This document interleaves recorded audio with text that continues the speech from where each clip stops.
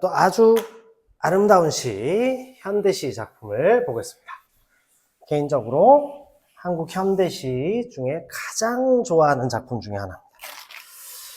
자, 선우사라고 얘기하는데, 선우라는 게 무슨 말이냐면 반찬 친구라는 뜻이에요. 그래서 가장 힘없고 순수한 존재, 반찬들하고 친구를 먹고 반찬들하고 같이 지낸다는 뜻입니다. 그만큼 부정적인 시대 현실에 대해서 부정적 인식을 갖고 있는 거죠. 근데 그걸 전혀 이 시대는 잘못되어서 이런 말 한마디 없이 표현하는 겁니다. 자, 낡은 나조반에입니다. 낡은 나조반은 저녁 밥상이라는 뜻이죠. 저녁 밥상에 흰 밥도 가자미도 나도입니다. 도라고 하는 이 보조사, 이걸 통해서 운율이 형성되죠. 그리고 열거가 사용됩니다. 흰밥도 가자미도 나도 나와 앉아서 쓸쓸한 저녁입니다. 고즈넉하기도 한데 뭔가 쓸쓸한 분위기야. 그러니까 현실 자체가 그다지 막 긍정적이지는 않은 거죠. 쓸쓸한 저녁을 맞는다. 흰밥과 가자미와 나는 우리들은 그 무슨 이야기라도 다 할 것 같다 하면 현실 속에서는 이야기하기 어려운 것이 존재한다는 거예요. 이야기하기 할 수 없는 것들이 많다 이런 얘기입니다. 아시겠죠? 현실 속에서는 이런 거야. 그런데 우리들은 무슨 이야기라도 다 할 것 같아. 힘없는 존재, 순수한 존재들끼리는 서로 믿었고 정답고 그리고 서로 좋다 그랬습니다. 그지? 그래서 우리가 친구다 이렇게. 나 혼자 있어도 돼 이런 얘기야. 밥상으로 밥 먹으면 돼. 밥상에 있는 반찬들이 내 친구다. 굉장히 재미난 어떤 상상력이죠. 자, 그러면 우리가 어떤 존재이길래 깨끗한 존재들이라고 얘기하는지 시 속에 형상화된 내용을 같이 한번 보겠습니다. 사면을 가보면 우리들은 맑은 물 밑 해정한 했습니다. 깨끗한 이런 얘기.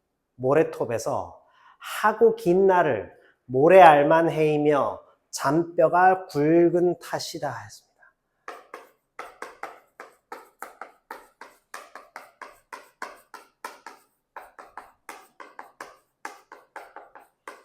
맑고 깨끗한 존재들이죠. 그럼 세상에 나가면 때 묻은 존재들, 막 돈이나 권력이면 다 된다고 생각하는 존재들이 많다는 거예요.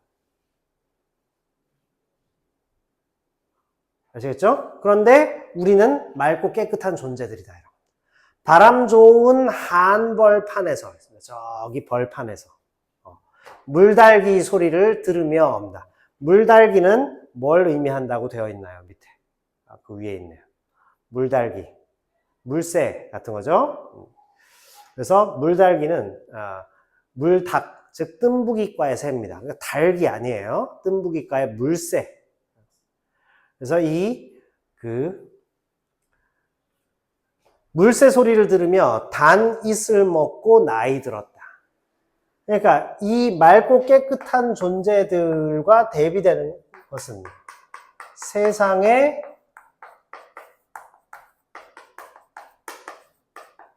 불순한 존재, 요것과 대비되는 거죠. 외따른 산골에서 맑은 물밑, 그 다음에 바람 좋은 하나의 한벌판, 저 큰 벌판, 혹은 아무것도 없는 벌판, 그리고 외따른 산골. 자, 그러니까 이상적 세계를 형상화하고 있어요. 바깥 세상은 일제강점기입니다. 막 더러운 것들이 남의 나라 쳐들어와서 자기 나라인 양 막 지배하고 힘으로 누르고 억압하고 사람들 데리고 전쟁터 가서 죽이고 여자들 데려가서 막 끔찍한 짓 벌인 내용 우리 다 알고 있죠? 게다가 이 세계 전체가 제국주의 시대였단 말이에요. 그죠? 거기서 또 나라 팔아먹거나 막 일본한테 빌붙어 살아가는 친일파 이런 존재들. 자, 이 솔개 소리 배우며 다람쥐 동무하고 자랐다. 그러니까 향토적이고 자연적인 성격을 갖고 있죠.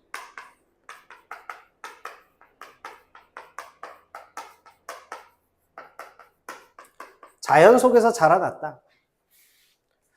자, 그러다 보니까 우리들은 모두 욕심이 없어서 희어졌다 했습니다. 흰색입니다. 이 색채 이미지.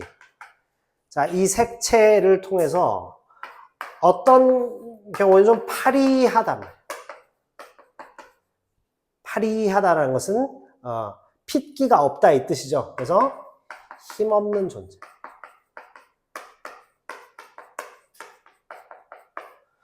그러나 두 번째로 그러니까 순수하죠. 그러다 보니까 세 번째 욕심이 없어요. 그런 존재란. 그래서 우리들은 모두 욕심이 없어. 앞에 심지어 나왔죠? 욕심 없어서 희어진 존재다. 힘없지만 그러니까 누구에게 힘을 발휘하거나 괴롭힐 수 있는 그런 것도 없다. 그러면서 순수한 존재죠. 자연 속에서 그냥 살아왔습니다. 그래서 자연에서 거두어들인 가자미 반찬, 그 다음에 여러 가지 반찬, 밥 반찬, 채소 이런 것들은 나도 그들의 일부, 순수하다 이런 얘기죠. 자, 욕심이 없기 때문에 희어졌다. 자, 그래서 착해서 너무 착하기 때문에 새과 쓴 이것이 바로 평안도 방언이죠.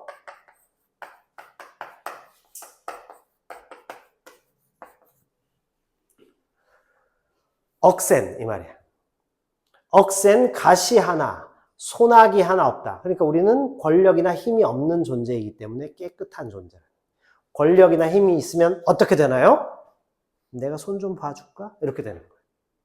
저 상대를 억압하고 싶어 하는 거예요. 그렇죠? 그러다가 망상에 빠지면 계엄을 일으키기도 하죠. 자, 그런 일들이 막 벌어진다. 자, 그래서 가시 하나, 소나기 하나 없다. 그래서 전 세계 독재자들이 다 힘이 없었던 시절에 그 히틀러 같은 존재 보세요. 힘없던 시절에 빈에 가서 미대 들어가려고 그림 열심히 그리던 친구인데 너는 그림보다는 건축가가 되어야 돼. 이렇게 얘기해 줬다는 거예요. 그림이 밋밋하긴 한데 굉장히 정교한 건축적인 어떤 구형들을 이렇게 조형미 이런 것들을 되게 중시했단 말이에요. 그림으로. 그랬던 사람입니다. 자, 그래서 그랬던 사람이 나중에 권력자가 되니까 독재 권력을 유지하기 위해서 막 대중을 선동하면서 이스라엘 유대인들을 600만 명 이상 죽였다고 하죠. 그죠? 홀로코스트를 자행하고 이런 일이 벌어졌어요.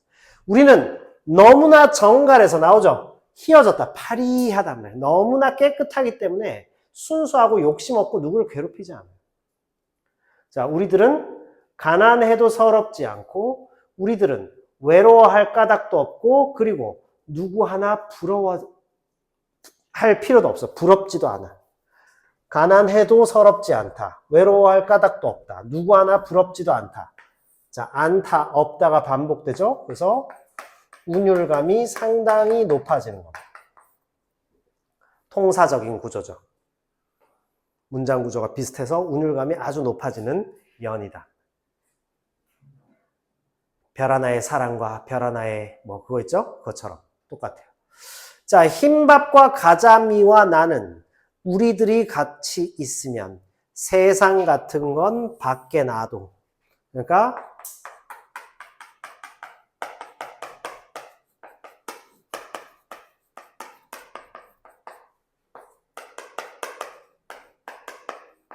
이 말이죠. 그래서 순수한 세계를 지향하면서 부정적 시대 현실에 대한 비판적 인식을 이렇게 담아놓은 거예요. 그래서 백석 선생이 쓴 선우사라는 겁니다. 선우사. 반찬 친구들에 관한 이야기. 그런 얘기죠. 자, 근데 해필이면 아름다운 시를, 선생님이 아주 좋아하는 시를, 와, 이 시가 시험에 나왔단 말이야? 한 시가 나왔습니다. 나는 늘 고래의 꿈을 꾼다. 언젠가 고래를 만나면 그에게 줄 물을 내뿜는 작은 화분. 자, 이것은 꿈이나 희망에 관한 얘기죠. 깊은 밤 나는 심해의 고래방송국에 주파수를 맞추고 그들이 동료를 부르거나 먹이를 찾을 때 노래하는 길고 아름다운 허밍에 귀를 기울이곤 한다 했습니다. 자, 이 허밍, 고래의 꿈이죠. 그죠? 자, 그래서 꿈과 희망과 관련된 거예요. 순수한 꿈, 순수한 희망, 순수한 세계에 대한 열망이 담겨요. 고래에 대해서 꿈을 꾼다는 건 무슨 소리냐면 이 현실 세계가 워낙에 지저분하기 때문에 그런 현실 속에서도 우리는 희망을 가지고 이런 현실에 대항해서 살아갈 수 있다.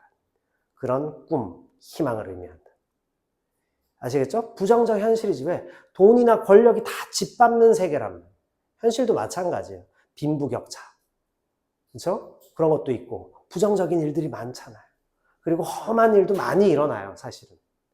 거기에서도 그러나 우리는 그럼에도 불구하고 이 꿈과 희망을 포기할 수 없다는 겁니다. 그들의 길고 아름다운 허밍에 귀 기울이곤 해요. 맑은 날이면 아득히 망원경 코끝까지 걸어가 이랬으나 망원경으로 이렇게 보죠. 그럼 망원경의 코끝은 어때? 쫙 끝이죠. 거기까지 걸어가 본다. 그래서 수평선 넘어 고래의 항로를 지켜보기도 한다. 자, 그러니까 허밍에 귀 기울이고 고래의 항로를 지켜보고 뭐죠? 꿈을 지향하는 태도죠. 고래 방송국의 주파수를 맞춘다는 것은 반대로 얘기하면 무슨 얘기일까요? 세상의 소리를 단절시킨다는 얘기죠. 그죠? 세상에서 일어나는 소리를 단절시키고 고래 방송국에, 그러니까 순수한 꿈에 귀를 기울인다. 아시겠습니까? 그게 형상화죠. 진짜 고래를 고래 허밍을 우리가 어떻게 들을 거예요? 그죠? 우영우도 아니고. 우영우 변호사 있잖아요.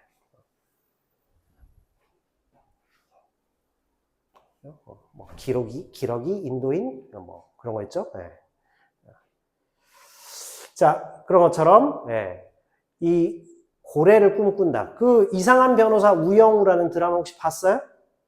그 우영우 드라마에 보면 그 사람이 이제 일종의 자폐인데 무슨 뭐 이렇게 서번트 증후군인가 뭐 이래가지고 굉장히 천재적인 자폐 증세를 갖고 있죠. 그래서 그 사람은 자기 세계를 살고 있는데 항상 고래 그 소리. 그래서 우영우가 이렇게 전철 타고 가면 옆에 고래가 이렇게 날아가는 장면이 나오죠.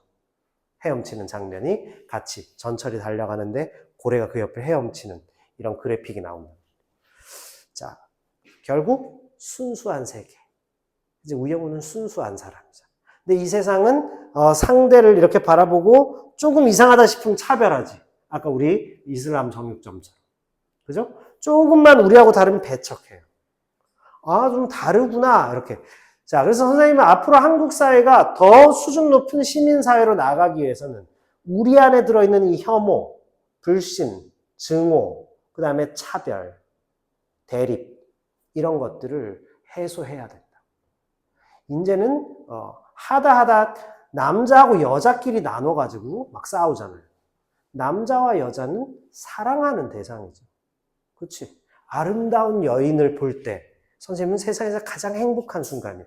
그 여인을 보고 막 되게 이상한 생각을 하는 게 아니라 아름다움 그 자체잖아요. 이 세계의 진정한 빛은 여성이에요. 여인이에요. 그죠? 선생님은 장원영 볼 때마다 넋을 잃어요. 원영이 여기 삼촌이 있어. 자, 이렇게 되는 겁니다. 자, 그래서 순수한 꿈을 지향한. 오늘 1학년 수업에서도 원영이를 한번 외쳤는데 원영이를 오늘 2번이나 외쳤습니다. 끝까지 지지합니다. 지지합니다. 이렇게. 네, 이거 유튜브에 들어와서 보지 않겠지만 혹시. 네. 그래서 장원영 아저씨 팬이에요. 장원영 거의 뭐 내 딸뻘인데 장원영이 여기 있는 친구들보다 한두 살 많나? 뭐 그럴 것 같아. 2006년생이라고 하는 것 같던데. 네. 몇 년생이지 우리? 2008년? 2009년이에요? 와, 판타스틱하네요. 네. 자, 하긴 뭐 이제 2011년생들이 뭐 좀 있으면 고등학교 간다 그러고, 네, 걱정입니다. 무덤 속으로 기어 들어갈 날이 점점 다가오는 것 같아요. 자, 누군가는 이런 말을 한다. 고래는 사라져 버렸어. 무슨 뜻이죠? 여기서 고래가 의미하는 것은 순수한 꿈이나 희망, 그죠? 꿈은 없어. 그런 커다란 꿈이 이미 존재하지도 않아. 자, 하지만 나는 바다의 목로에 앉아 있습니다. 바다로 나아가는 길목이죠. 그죠? 목로. 목로 주점. 뭘까요? 코너, 길목. 길목 주점이라는 거야. 목로. 그래서 목로에 앉아 여전히 고래의 얘기를 듣는다. 해마들이 진주의 계곡을 발견했대. 농계 가족이 셋벌집으로 이사를 한다더군. 봐, 화분에서 벌써 분수가 이만큼 자랐는 걸. 그죠? 순수의 세계죠. 순수의 세계를 지향하는 것이다. 나는 여전히 고래 얘기를 듣는다. 여전히 꿈과 희망을 놓지 않는다라는 뜻입니다. 자, 그리고 나서 자기의 희망을 갖죠. 내게는 아직 많은 날들이 있다. 내일은 오마력의 동력을 배에 더 얹어야겠다. 배를 타고 바다에 나가본다는 거야. 무슨 소릴까요? 실제로 나가서 고래 찾는다는 얘기가 아니죠? 무슨 얘기죠? 오마력의 동력입니다. 꿈, 희망을 추구하는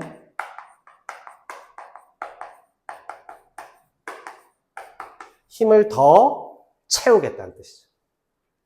깨진 파도의 유리창을 갈아 끼워야겠다. 현실의 불순한 것을 털어버려야 된다.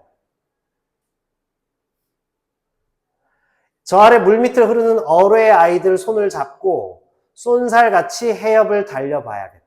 저 해협을 달려본다는 것은 그 꿈의 세계를 항해해보겠다는 뜻이죠.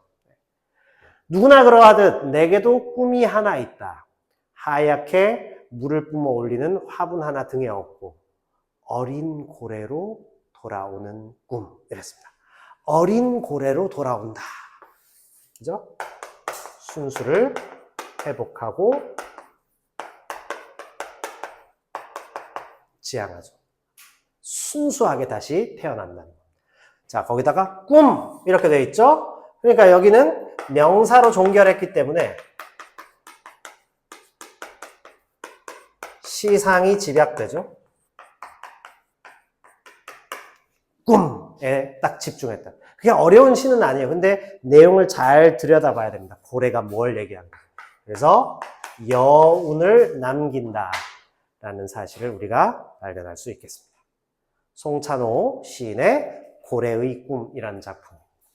아주 아름다운 시예요.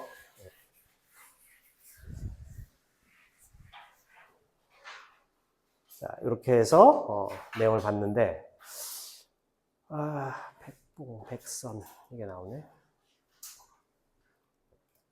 자, 41번 문제 가보시면 두 시는 현실의 결핍을 상상력을 통해 극복하려는 화자의 태도가 나오죠.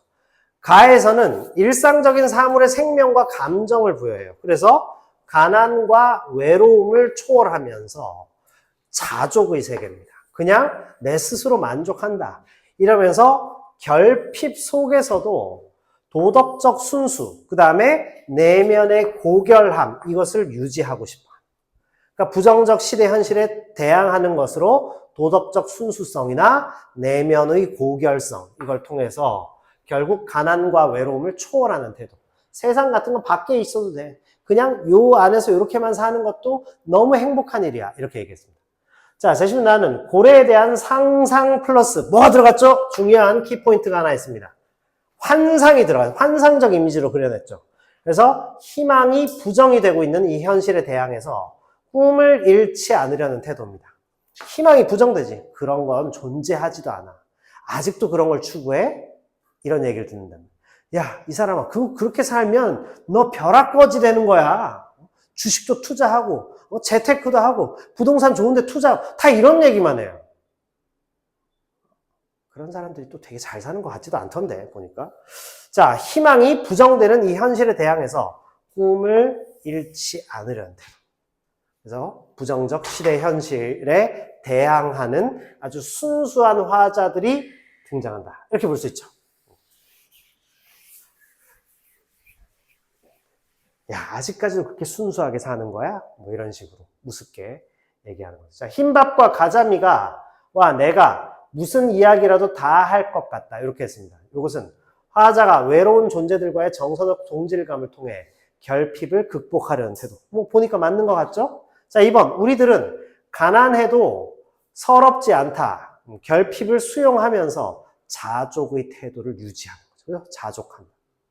자, 3번 고래는 사라져버려서 그런 커다란 꿈은 존재하지도 않는다라는 것은 화자도 과거의 꿈을 상실한 채 체념 속에 머물렀던 적이 있다. 그 얘기가 아니죠? 그지? 고래는 사라져버렸다라는 것은 무슨 말일까요? 현실 속에서 희망을 믿지 않는 존재들의 말입니다. 자, 4번 어린 고래로 돌아오는 꿈을 포기하지 않는다라는 것은 결국 상상을 통해서 희망이 부정된 현실 속에서도 꿈을 잃지 않고자 합니다. 맞죠? 꿈을 잃지 않는다. 5번 너무나 정갈해서 이렇게 파리했다라는 것은 결핍 속에서도 내면의 고결함이나 도덕적 자존을 지키고자 한다. 파리했다. 이거죠. 고결함이나 자존감을 지키고자 한다. 힘이 없이 사는 것이 더 중요하고 높은 가치를 갖고 있다는 뜻이죠.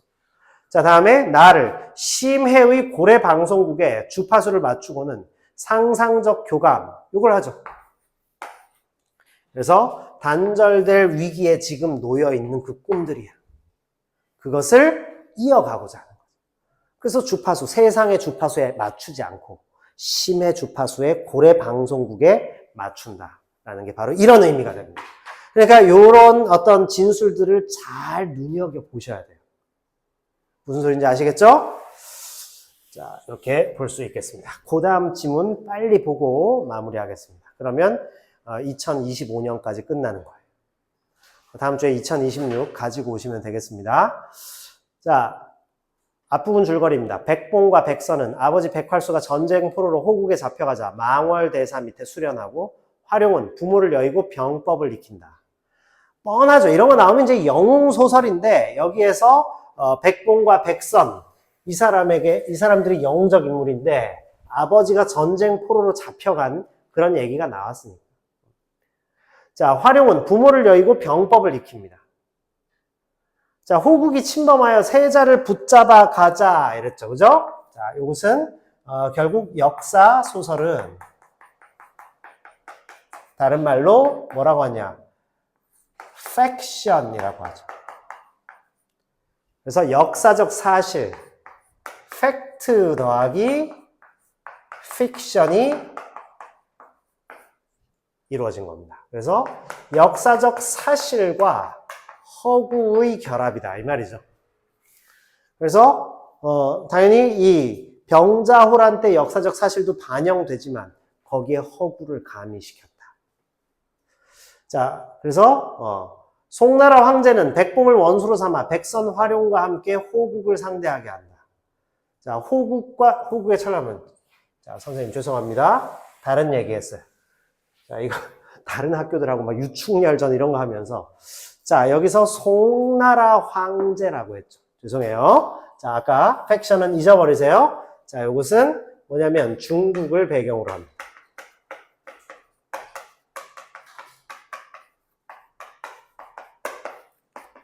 조선시대의 많은 군담 소설이 전부 중국을 배경으로 하고 있다. 왜 그럴까요? 사대주의. 그죠? 사대주의를 갖고 있었죠. 자, 그래서 백선 활용과 함께 호국을 상대하게 하죠. 호국의 철남은 신장을 불러 운무를 일으킨다. 자, 그러니까 비현실성이 가미되어 있죠. 소설적 재미를 끌어올리는 겁니다. 원수가 장대에서입니다. 장대라는 것은 저 뒤쪽에 최고 사령관이 높은 곳에서 이렇게 말 위에 올라서 전체 전쟁이 벌어지는 것을 광경을 내려다보는 곳이에요. 그죠? 그래서 사령관이 위치하는 곳이 장대입니다.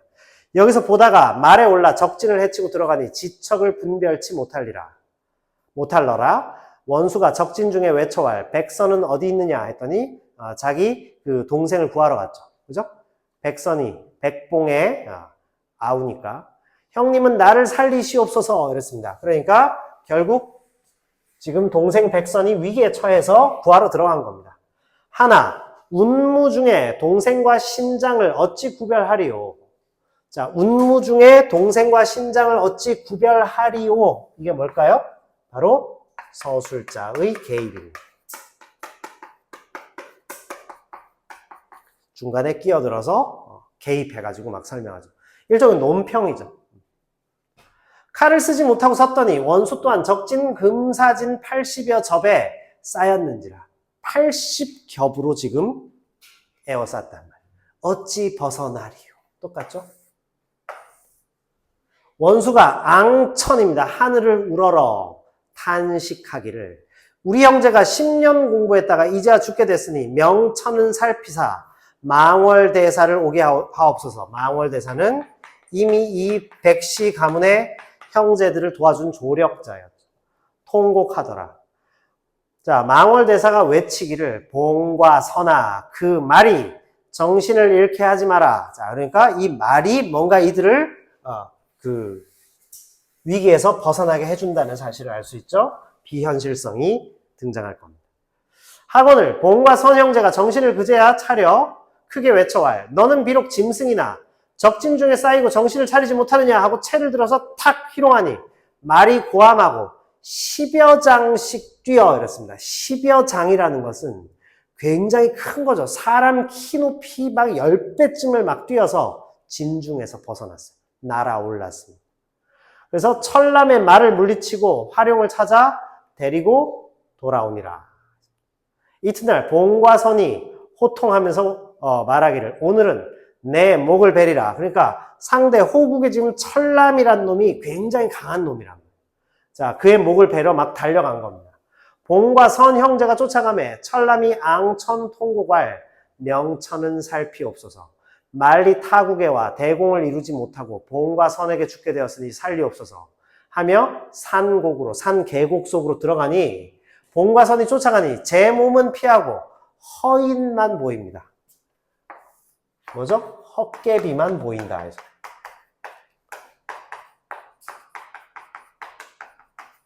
분신술을 발휘하는 것이죠. 봉과 선이 생각하되 적장 흉계에 빠진 줄 알았어. 갔더니 헛개비만 지금 있다. 자, 그래서 방포 일성에 불이 좌우로부터 산천을 녹이는지라 했습니다. 방포 일성은 뭘까요? 포를 쏘는 소리와 함께 불이 막 좌우 산천에 막 붙었다는 얘기. 방포 일성입니다. 알겠죠? 포 쏘는 소리. 포소리와 함께 불이 막 산천을 녹여요. 이때 화룡이 장하에 있다가 장대는 저 위에 있는 거죠. 그죠? 사령관이 아까 있었던 장하는 그 밑에 있었어요. 원수 간 후에 화광이 충천함을 보고 말을 놓아 동구에 들어가 화광에 쌓였더니 마침 철남이 불을 피하여 마주 나오거늘 새 장수가 일시에 달려들어 목을 치니 철남이 아니고 역시 초인입니다. 아까 얘기한 분신술이 역시 계속 사용되고 있다는 거죠. 이윽고 불이 점점 들어와요. 밤은 이미 삼경이라 어찌할 줄 모르다 생각하여 부채를 내어 거꾸로 잡고 물수자 세자 석자를 쓰니 이윽고 서쪽으로 흑운이 일어나며 일진풍우입니다. 그래서 회오리 바람이 비를 몰고 왔다. 대작하여 그 불을 소멸하는 거죠. 이때 황제가 화광이 충천함을 보고 앙천탄식하기를 봉과 선 형제여, 봉과 선 형제여, 저 산속에 같이 녹으니 뉘로 하여금 적병을 쳐 물리치리요 하고 자결하고자 해. 자, 그러니까 무능한 지배층을 의미하죠. 아이고, 그 영웅들이 다 죽으니 이제 적에게 우리는 꼼짝없이 패배하겠구나 하고 죽으려고 하는 황제가. 종석이 여쭈되 봉과 선 형제는 그 화를 피할 듯 하오니 황제께서는 옥체를 안보하옵소서, 몸을 보존하옵소서 이렇게 얘기합니다. 하고 위로하더라. 오경이 되어 진중이 요란하며 한 장수가 필마 단기입니다. 혼자 말 한 필 타고 들어왔다 이 말이죠. 들어오거늘 송진중에 원수가 오는가 하여 반갑해보니 원수가 아니요 철남이야. 철남이 송나라 황제를 사로잡으러 온 거야. 거기에 영웅들을 가둬놓고는 이쪽으로 온 겁니다. 장사 10여 명을 베고 회행학원을 종석이 죽기로써 막으나 어찌 당하리요. 역시 마찬가지죠. 서술자의 개입이죠. 종석은 철남의 적수가 안 된다. 이런 얘기. 자, 본과 선형제 활용이 불을 피하여 오는 길에 적진에 들어가니 철남이 간대 없거늘 이놈이 우리를 유인하여 산곡으로 보내고 황제 계신데 갔도다 하고 이제 이 계략을 알아차렸죠. 급히 오더니 적진 중에 소리하여 왈 원수는 나를 살려주옵소서 하니 세자입니다. 수족을 요동치 못했다. 손발을 쓸 수 없게 묶어놨다는 거죠. 그래서 원수가 세자를 데리고 본진으로 돌아올세, 돌아오니, 돌아올 때, 뭐 이런 얘기죠. 철남이 삼지창을 들고 황상을 겨누며 항복하라 하는 소리가 진동을 해요. 황상이 용포자락을 떼어 땅에 놓고 통곡하거늘 봉과 선이 호통하며 왈 철남은 우리 황상을 해치지 마라. 그래서 여기서는 유교적 충의 사상이 나타나죠.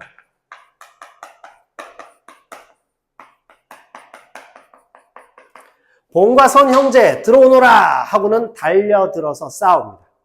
칠성검을 번듯 했더니 철남의 창든 팔이 땅에 떨어져요. 그래서 잔인한 장면도 나오죠. 땅에 떨어지거늘 철남이 경황하여 깜짝 놀라고 당황하여 본진으로 달아났습니다. 자, 중략 아래 개 같은 호왕은 들으라. 너는 강포만 믿고 범람한 뜻을 두매. 강포는 무슨 말일까요? 강하고 포악한 힘. 요것을 믿고 범람했다. 범람은 물이 넘쳤다라는 뜻이죠. 그죠? 그래서 반란의 뜻을 가졌다. 우리 황제가 진노하사 나를 보내 내 죄를 물으라 하시기로 왔나니 나의 부친을 모시고 내게 와 항복하라. 그러지 아니하면 너희 나라를 소멸할 것이니 빨리 항복하라. 한데 그렇게 말을 하니 호왕이 더욱 분노하여 이를 갈며 달려들어 싸워 10여 합입니다. 10여 합이라는 것은 칼을 서로 부딪히는 것을 10번 했다 이 소리죠. 10여 합에 이르러 승부를 정하지 못하매 호왕이 당치 못할 줄 알고 결국 도망을 칩니다. 본진으로 달리거늘 백봉이 생각하되 적진 중에 흉계 있도다 하고는 적진에 들지 아니하고 본진으로 다시 돌아온다. 봉과 선은 임의로 잡지 못하리라. 자, 하고 즉시 활수를 잡아내어 진중에 수금하고 호령왈. 네가 항복 아니하면 네 자식과 함께 죽이리라 했습니다. 활수가 뭐죠? 활수. 이 형제의 아버지죠. 봉활수잖아요. 그죠? 자, 그래서 네가 항복 아니하면 네 자식과 함께 죽이리라 하는데 활수가 분노할 우리 삼부자가 다 죽을지언정 어찌 내게 항복하랴 하더라. 자, 봉과 선 형제의 마음에 한 칼로 백활수네요. 봉활수가 아니고 죄송합니다. 백활수. 백봉과 백선 형제의 아버지죠. 한 칼로 적진을 소멸코자 하되 진중에 들어가 어찌 옥석을 분별하리요 하며 통곡하더라 했습니다. 그래서 백봉선전, 백봉과 백선 형제의 활약. 근데 아버지까지도 아주 비범한 인물이라는 것을 우리가 알 수 있습니다. 영웅서사예요. 됐죠? 자, 이렇게 해서 2025학년도 6월 모의고사까지 우리가 완성했습니다. 일단 여기에 관련된 문제 따로 더 드릴게요. 일단 이거 다 풀어보세요. 자, 다음 주에 요거 가지고 오시고 기존에 드렸던 문제 자료 다 가지고 오시면 되겠습니다. 그 교재 가지고 와 보시면 되겠습니다. 그래서 우리 기말고사 범위에 있는 작품 다 진도 나가겠습니다. 반복 학습하겠습니다. 됐죠? 자, 마치겠습니다.